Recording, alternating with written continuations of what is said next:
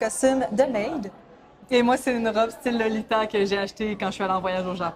Le cosplay, c'est pas juste des personnages, ça peut être n'importe quoi qui est d'inspiration japonaise ou de culture populaire. Puis Musab, le grand méchant, le roi des démons. Je suis Kamado Tanjiro et mon but justement est d'attaquer cette femme. Mais qui n'est pas une femme, c'est un déguisement. Ouais. Mon personnage vient de Sword Art Online. Le nom de ce perso, c'est Yu-Gi-Oh! Un personnage de Demon Slayer, Zenitsu. Les membres du Demon Slayer ont un corbeau comme messager, mais Zenitsu, il a un moineau, Nezuko, qui est la sœur de Tanjiro. Zenitsu a le béguin pour elle. Kamado Tanjiro, and she's Kanao.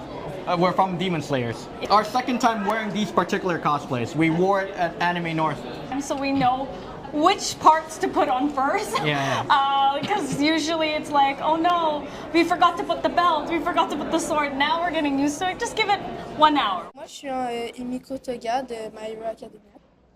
Ici, on a Luffy de One Piece. Et moi, c'est Nobara de Jujutsu Kaisen. Puis on a un samouraï, mais qui appartient pas à un animé quelconque.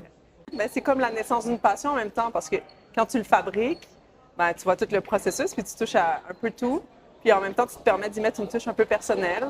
Puis nous, on aime bien essayer d'aller chercher des matériaux de seconde main aussi. Là, donc, tu n'achètes pas tout neuf. Là, tu as comme un mérite de l'avoir pensé puis de travailler très fort. Un cosplay qui provient de la ligne de Akame ga Kill, donc c'est Akame.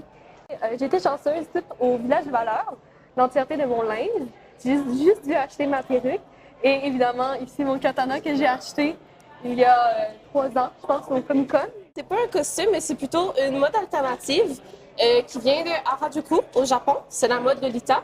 C'est un courant de contre-culture kawaii un peu, avec des racines quand même là, féministes. Il y a vraiment une communauté à Montréal des Lolita qui portent ça vraiment comme dans la vie de tous les jours. Là.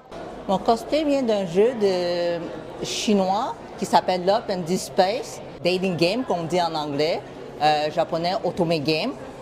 Personnage principal, ça c'est une de ses costumes seulement. Elle a plusieurs costumes, puis d'apparence, elle peut avoir l'air de n'importe quoi, comment on l'a modifié.